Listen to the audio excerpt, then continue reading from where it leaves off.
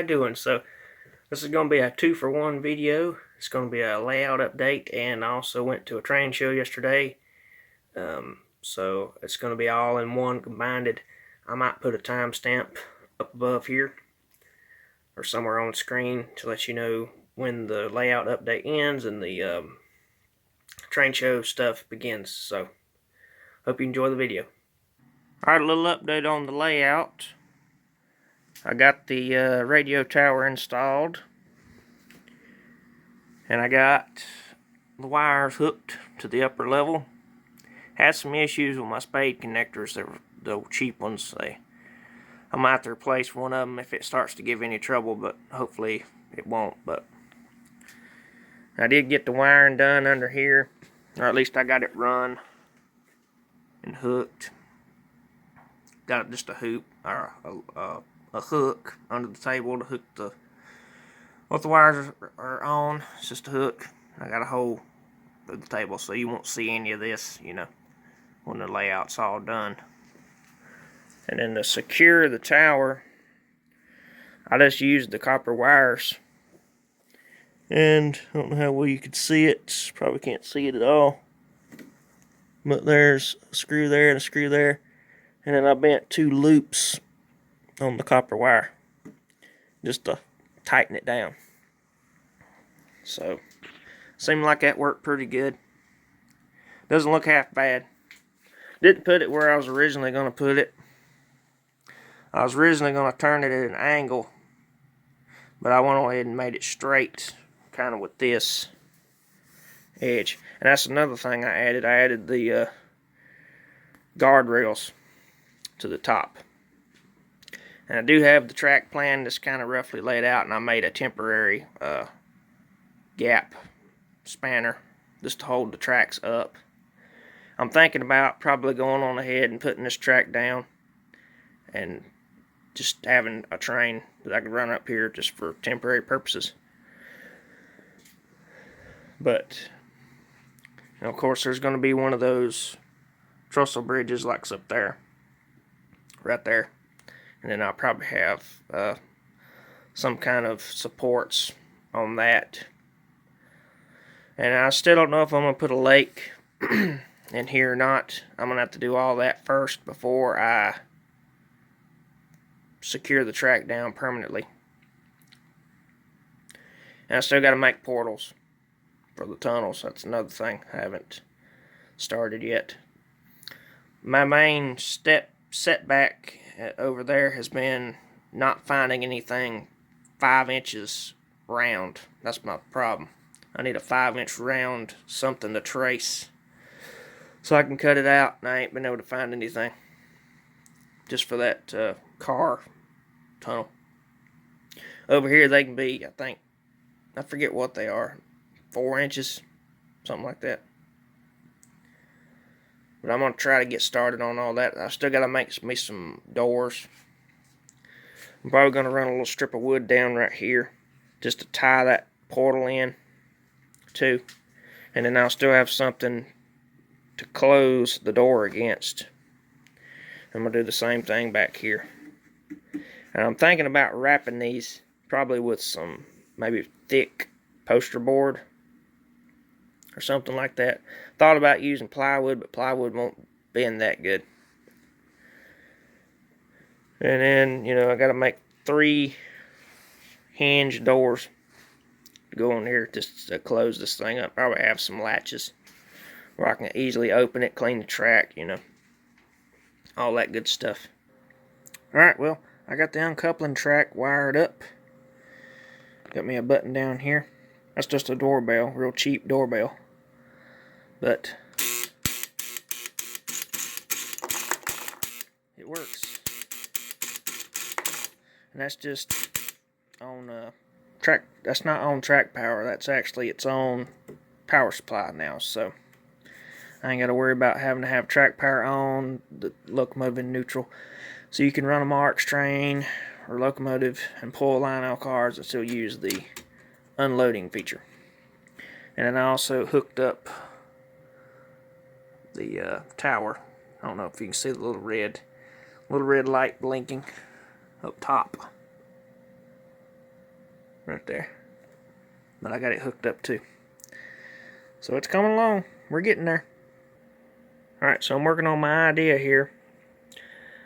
Since I've got this big transformer and then this one and that one, I can only use one at a time, or one per track, you know. This is technically two. You know, 1, 2, 3, 4. So we got 4 transformers here, technically.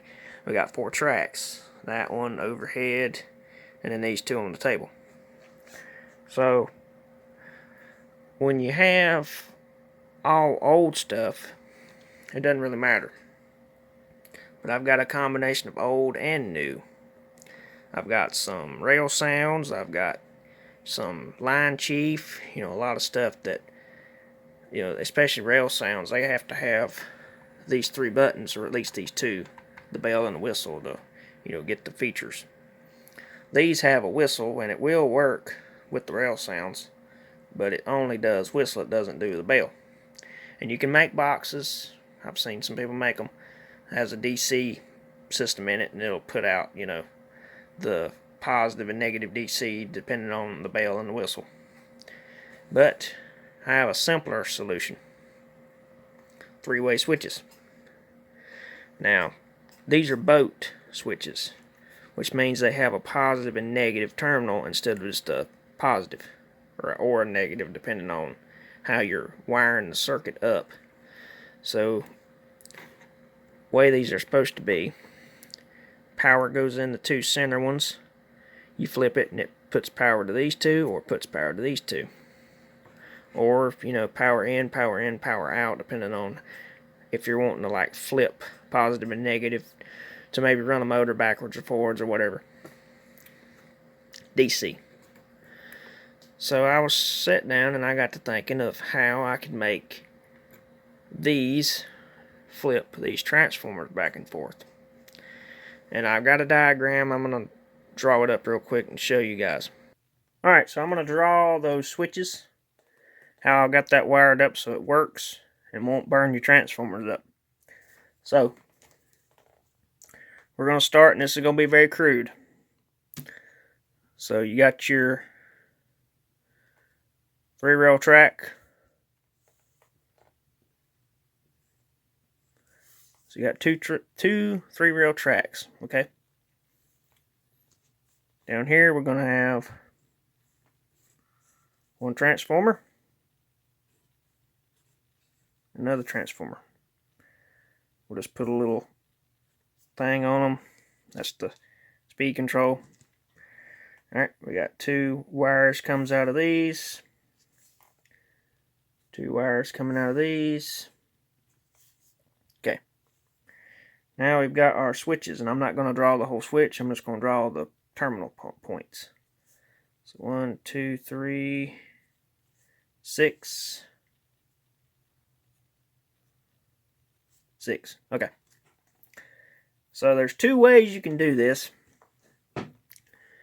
And they'll both work, but one of them will backfeed into the transformer. You don't want that. You want to isolate these transformers. The tracks can be connected, but the transformers can't be. So, you're going to run track power straight down and connect to the 2 middle terminal switches, or terminals on the switch. See, ordinarily that would be power in, but that's going to be power out. The outer ones are going to be power in. So we're going to do that to both of them. Okay. It's power in. Now power out. I'm going to come down here, connect that to this transformer here. And then we're going to do the same with this transformer. So now basically when you flip the switch left or right, it's going to be taking this transformer, putting it there, this transformer, putting it there. Now what about this side? How are we going to do that? Now we could do 2 terminals out of here. Now I just went through the switch and soldered it all in so I wouldn't have to worry about it. Matter of fact, I'm wanting to say I hooked the transformer to one switch and the transformer to the other switch. Now I just crossed leads back and forth just to simplify it. But since this is a diagram, we're just drawing it up. I'm just going to redo this. Take the power and run it down to there. Then we're going to do this, run it around, like that. Now that's where it kind of gets complicated on a drawing standpoint, but basically it's these two outer terminals are the transformer, the two inner ones are the track. Okay, so I've got it hooked up here. Basically the way I've got these oriented, I've got them to where they're both facing the same direction when I flip them on or off. And that tells me which transformer I'm using. Well, not really which transformer I'm using, but it tells me that I'm not using one transformer to do both. See, if I do it like this, now one transformer can control two tracks. And then if I flip it like this, now it's just one transformer, one track. But it alternates.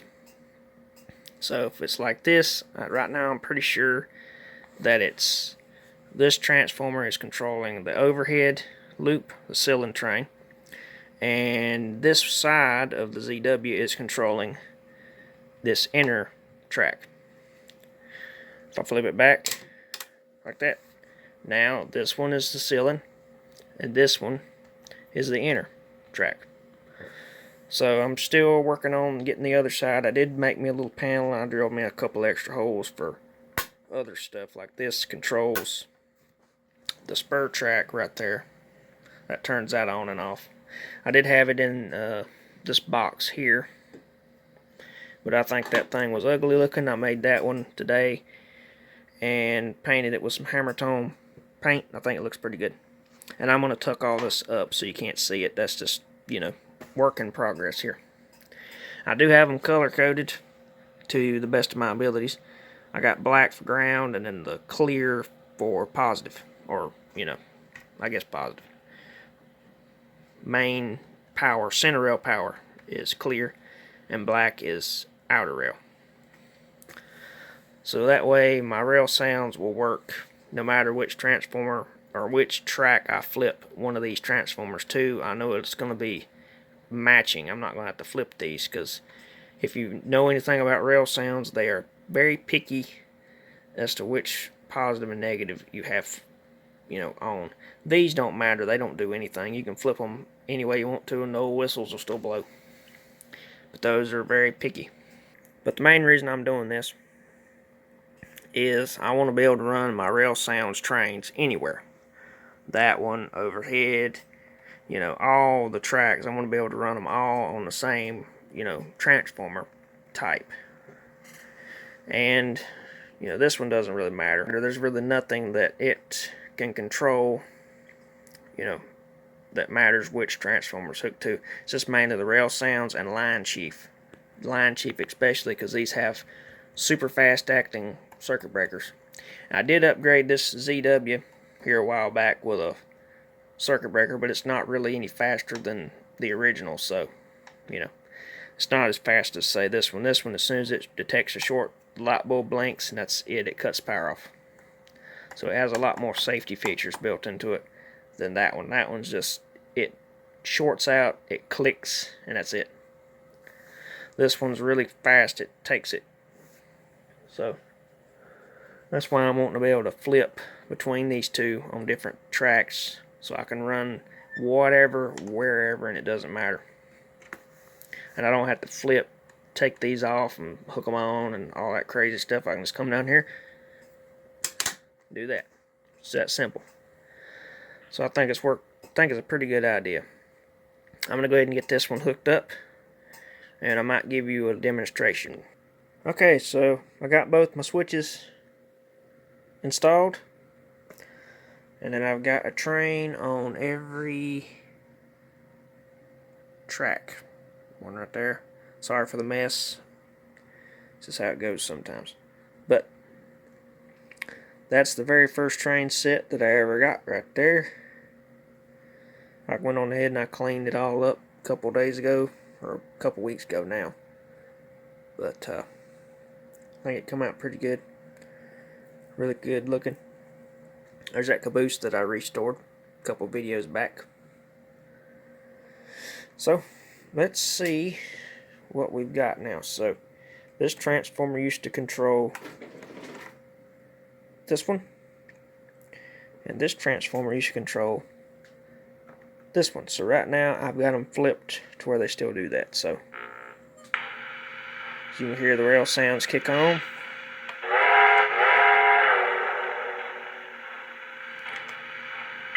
Bell rings.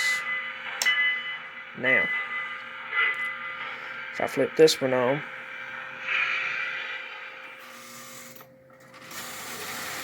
we got power to that one. Okay, so now we can flip them like that. I think I got that. No, I didn't. Okay, now that one will come on.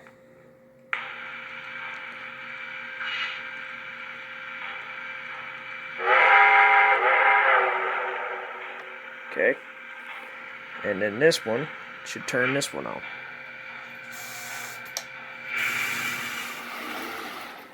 And it does.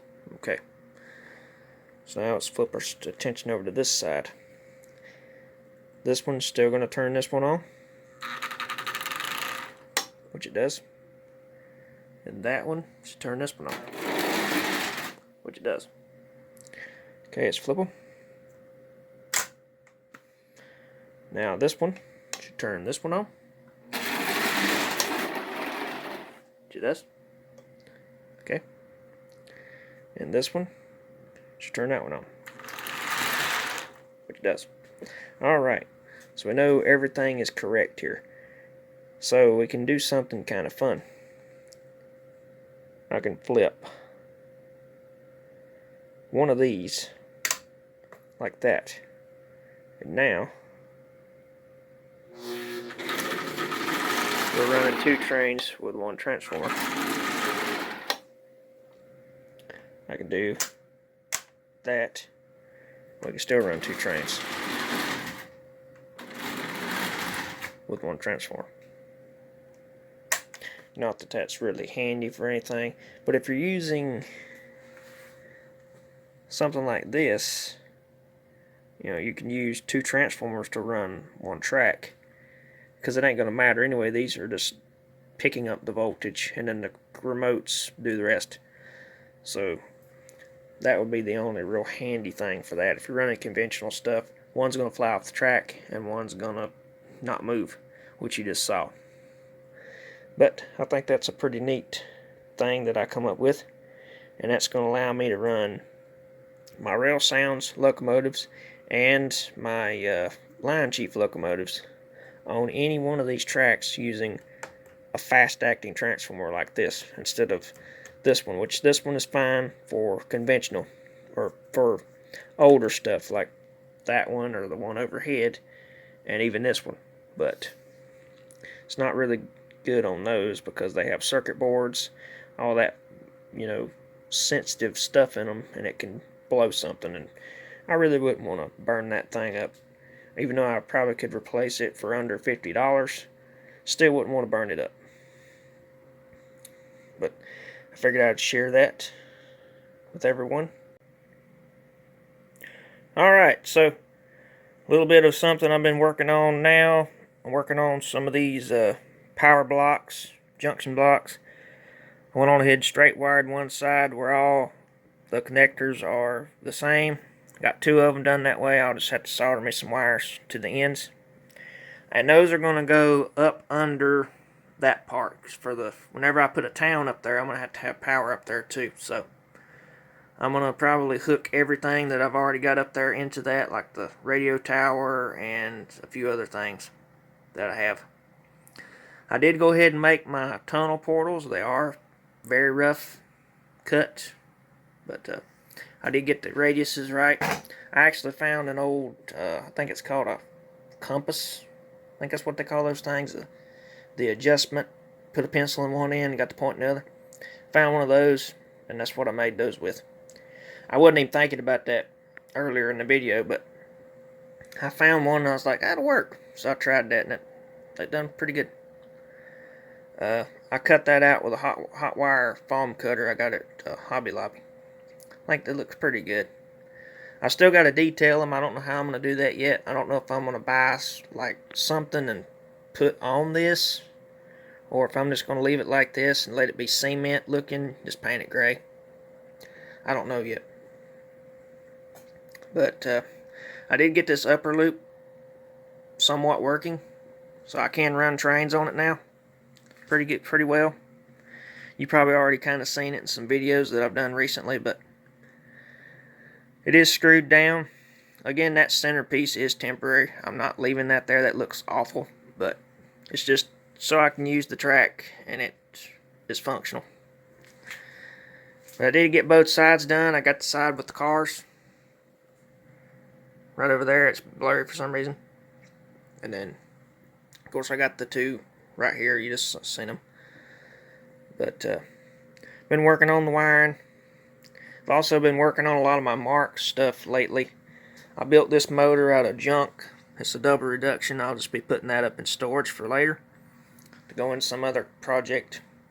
And then you've seen the tender, because I fixed that for that $9.99, but I went on ahead and built me a Canadian Pacific type New York Central pacemaker theme locomotive. I think it come out pretty good. It's a single reduction motor, so I can't run it on the inside track. I can run it on this outside track, but not the inside. But I think it turned out pretty good. Nice, beautiful chrome front end on it. And the red. They did make those in red with the Marlines, plates. And that's just a sticker, that white. And that's the same sticker I used on the New York Central caboose that I painted green. It's one of those out of that kit that I got. Just trying to add something to make it not look so boring. Since these didn't really come out with numbers on them, I didn't really feel like putting numbers on it, so I just figured that would be good enough for the engine. I haven't run it yet. I'm about to run it now and see what it'll do. But yeah, that's the update so far is what I've got. I still got to figure out that center inside dip what I want to do there. I'm still thinking about that. I haven't really been able to get down here and work on it much lately because weather's been somewhat not decent. It's been hot, of course, because it's summertime, but there's been a lot of stuff outside I've got to do. Cutting grass, yard maintenance, just a lot of other stuff. I've been having to work more lately, working a lot of Fridays. I don't like that, but that's how it happens. So I haven't really been able to come down here and play as much as I would like to. But I have been getting stuff done just behind the scenes, mainly on these marks, because I haven't really been filming any of it because it is repetitive. It is literally the same thing over and over and over again. Like this motor, for an example, it's literally the same procedure. Clean the wheels, clean the pickups, take the brush plate off, pull the brushes out, clean the winding, clean the brushes, clean the brush plate, put it all back together, put the brushes back in it, grease it, oil it, done. Move on to the next one. That's literally what it has been for all of these. And I've done that one sitting on the track, that one, those two on the shelf back there, that 333 right there, a few of them over there in the shelf, and a few of them here in this shelf. So I've been working on them. And I got a lot more at home that I've got to do. But it's been fun. It's been something I can do during the week while I'm working. I can't come down here, so I can go out there and do that just a couple of hours a day. Get one done or whatever. But I'm going to get back on this layout. Try to think of how exactly I'm going to do it. I don't know if I'm going to cut these portals shorter. That's something I've been thinking. Cut them off right about there. I don't know. I kind of like this higher up because I can tie it together with it, I think. And I don't know if that would be natural or not. I have no idea. I'm just trying to work with what I've got, and it's hard, but Still thinking about that. I did add some sticks in here. I don't think I showed that. I added these in. It also reinforced this table quite a lot, so I added those in. And that'll also give me something to either put the door against or put the door inside of. I don't know what I'm going to do yet. Still trying to find something to wrap around here. I thought about a wood grain placemat, but I haven't been able to find a wood grain placemat like what you eat off of. I think that would look pretty good. It would be a good material because it would be stiff, but it would also be flexible. And it wouldn't tear like paper. And I wouldn't have to actually fasten it up here. It would have enough tension to hold itself tight. But I don't know. If I had my time went over, I wouldn't have wanted this to be rounded. I would rather had it be a point. My grandpa done that so I wouldn't, I guess, bust my head open on a sharp edge. But, you know, this is how it goes, I guess.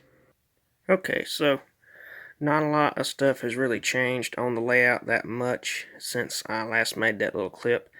I am going to be taking this track up on the top eventually, and I'm probably going to go ahead and cut out for where that lake's going to go, however big, you know, I'm going to make that. And then I got to tie that in down into it and then put the plaster cloth and all that. These, I haven't quite figured those out yet, still thinking about that. Don't really know how I'm going to do those just yet. Tie them in. I am probably going to be putting some wood just like right here on the edges, trim these out, leave the arches under there just to sort of make it stand out a little more. And then I'll have to tie the plaster cloth into this. I'm probably going to come down a little bit. I haven't quite, again, made up my mind on that, but that's the idea right now. And I also got this little sign. This is an MPC arrow sign. Has the blinking light on top. Don't know where I'm going to put that yet. I'm thinking about probably right in there. I don't know. But here's the stuff that I got at that train show yesterday. The train show was in Rock Hill, I think. I think that's where it was, Rock Hill. But I'd never been there before. Heard about it, planned on it going, so we went. It was actually pretty nice. It was about half the size of Hickory. So it was, you know, wasn't a lot of stuff there, but what was there was pretty good. But I got these F3s. This is a 2343 set. A and B, A and A, not powered, non-powered. And then I got this Marks 391. Guy had a bunch of Mark stuff. I saw the price on that. Me and him were talking, and I said, "Is that all you want for that?" And he said, "Well, not counting the tenders." So I paid $35 for it, though. That's not too bad. And then I got this 221, which is one I've been wanting for a long time. Didn't pay too much for that. And then I got a tender. That's not the right tender for it, but it's close. And then I got this tender. It was actually crushed, and I put it back together yesterday. And then I got this one for 4, so 4, I think it was 5. And then this one was 7 or 8. This was 65, I think. And then these were 75 for the pair. And then I got this box of stuff here with this Commodore Vanderbilt shell and a couple pre-war motors and a 1666 motor. Another Commodore Vanderbilt faceplate. That one has the eyelid, so that's good. And that ain't too bad. But a lot of parts in there. But I got all that for $20. I don't think that was too bad. That was a pretty good deal. Especially since these pre-war motors have the pickups still on them. There's 2 of those in there. But let's see what will run. I already know this one runs. I already tried it. It needs oiling, but it runs. This one here runs, but doesn't run on the back. The front motor runs, the back motor doesn't, so I might pop the shell off and mess with that real quick. But mice got a hold of it right here. They chewed the back point off. I don't know if I can fix that or not. I guess I probably could, but these shells are pretty rough. They do look pretty good though on camera. I did clean them and polish them, so they come out pretty good. The dummy's in better shape than the power unit though. Power unit's a little bit rough. They do need portholes. The windows. Front decals don't look half bad though. On either one of them. So that's a plus. But I'm going to try to clean this one up a little bit. On the motor, I didn't touch the motors. I just cleaned the shells because they were covered in white stuff.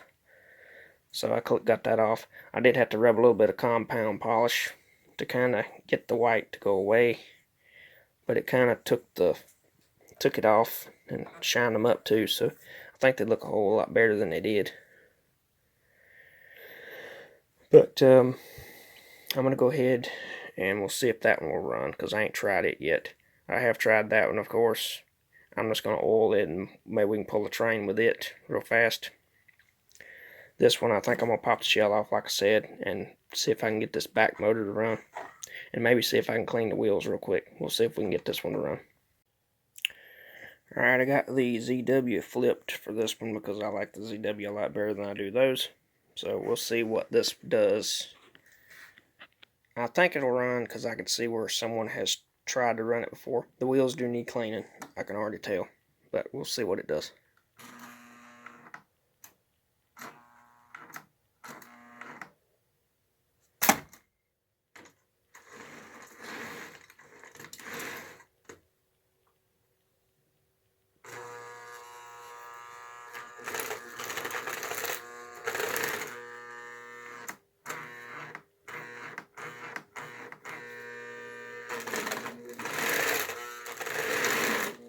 Okay.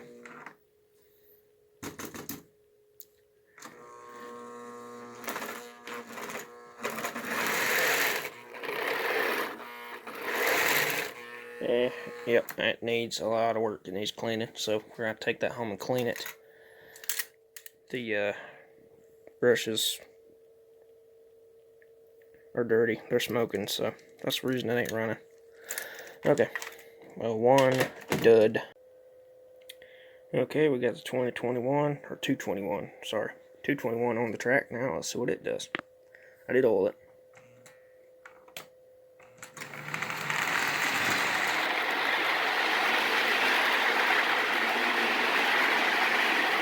About 10 volts.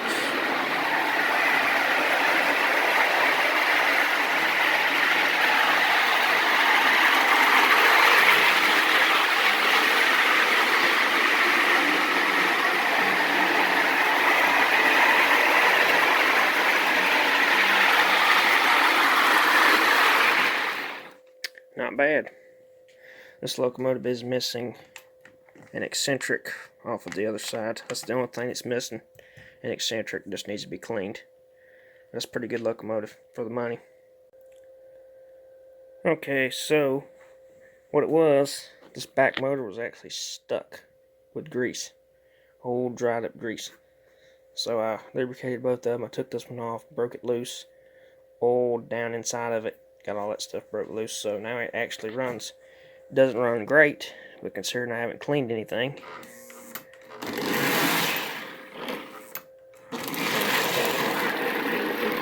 it runs okay. So pop the shell back on, we'll pull this train with it and call it a video.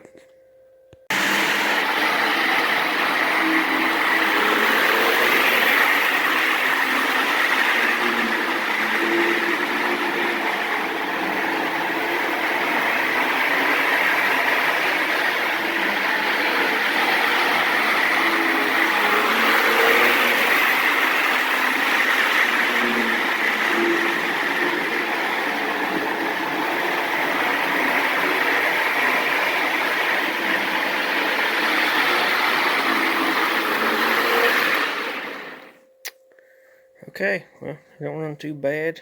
A little weak. Needs to be cleaned. Trucks need to be cleaned, took apart, degreased, re-oiled, re-lubricated, everything. But it does run. Backs up.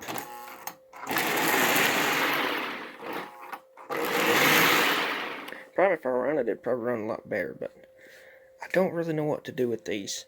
I've thought about maybe getting some shells, replacing these, or at least this one. But the only ones I can find are nothing like this one. They got the big GM, and most of them don't have this. They have the little slots, which that's a different number anyway. That's a 20, 23, 40, or 53, I think. But it's the same shell, just has a different number stuck in the holes here. Which these shells are missing a lot of stuff. This one's missing the step on this side, and both back ladders are gone on both power trucks, or at least both frames. This one's missing a ladder off the truck on the other side, but this one is missing both steps on both sides, one front handrail. That one's also missed a front handrail, and one light bar, or one bar number board on the other side. And then of course the paint is pretty rough, like someone might have touched it up there. Then of course where that mouse chewed it, kind of ruined the back of it. So I don't know if I should just leave them alone, just get new portholes, fix what I've got, or if I ought to get another shell for this one, or maybe go ahead and get 2 shells for both. I don't know. But this one's in pretty good shape. The red polished up pretty nice, so I'm not really upset about this one. It is a little dirty, but or a little stained, I should say. It's not dirty, I cleaned it, but it's still stained. Both of them, they're both stained pretty bad on the sides. So I don't know if it's worth putting the money into those shells, or just hunt for some better ones, or maybe do a custom paint job to both of them. I don't know. I could do the New York Central, because I've still got the decal set that'll do these, and I've got enough to do 2 of these, so I could do that. But I don't know. I like them because of this right here. That. I have a 10 picture down here with that locomotive on it. There's something neat about that. It's the iconic Lionel. When you think of Lionel, you think of that. That's what pops in your mind. It's one of the big ones. So, and I've got it right here. But I don't know. I might hunt for some better ones. My fear is by the time I get done getting 2 new shells, portholes, all that stuff, I'm going to have just as much in them as I could have just bought 2. So I don't know if these are worth fixing, or just maybe set on a while, and as I get parts, make them better, which I can do. It's just not as fun doing that, but I could definitely go ahead and order the details, I guess, that are missing, the portholes and all that stuff. And if I do run across a better shell, replace it. Because this one's fine. I think I can live with this one. If both of them looked as good as that one does, I'd be alright with it. But they don't. That one's in a whole lot worse shape. And not to mention the silver. Silver's wore through right here on the edge. I'm guessing from people picking it up. But this one's not, which is weird. But that one is. So, I don't know. But thank you all so much for watching. Hopefully I can get some more done on this layout soon. It is getting colder weather. So, hopefully we can get into it. See y'all later.